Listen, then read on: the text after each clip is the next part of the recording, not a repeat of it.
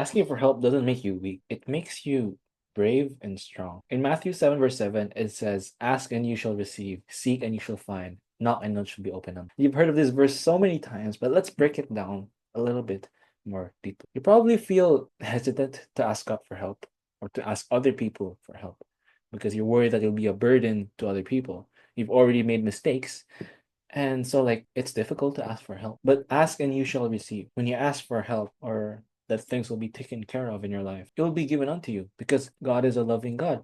What kind of father would give his son a snake when he asks for bread? But it doesn't stop there. We can't just ask. We also have to work for it. We have to seek. Seek and you shall find. What seeking means is that you actually put yourself out there. You try to find the opportunities that will solve your problems.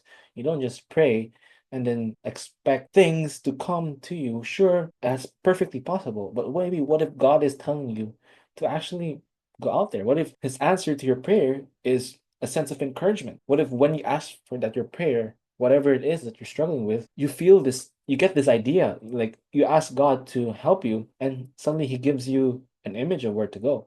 I had this experience. So I was struggling with my paper. I think I've talked about this already, but I was praying what I can do to fix this group paper that I was struggling so much with. And I was praying in this chapel in my school, and suddenly I got an image of a certain professor. And I went to the faculty office and I looked for him. He wasn't there. But in the end, I was able to book a consultation with him, and it basically solved the main problem that I was having. Seek and you shall find. If I just like didn't go to the faculty office and just expected everything to magically fix, I probably wouldn't have gotten the solution. God answered my prayer because he told me to seek so that I could find. And lastly, knock and door shall be opened unto you. When we knock, we don't just knock once.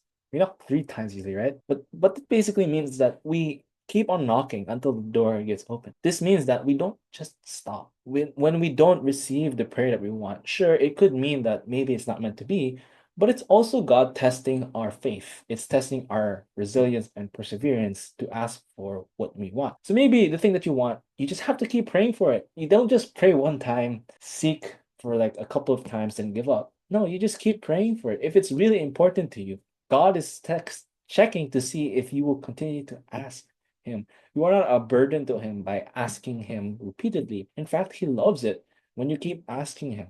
Now, of course, if it's not good for you, if you're asking for something bad, like of course there's nuance to this, but if you're asking for something that's genuinely good, like you're asking that a friend of yours will get closer to Jesus, that is a wonderful prayer, but it will not be done immediately. You have to keep praying for it. You have to keep showing up. You have to keep being consistent and do what he says. Just keep knocking. That's what it means. Persistent. Keep going. Keep asking for help. And to do it with a sense of humility and the sense of just waiting patiently and showing up with consistency. God bless you. Jesus loves you. See you tomorrow. Amen.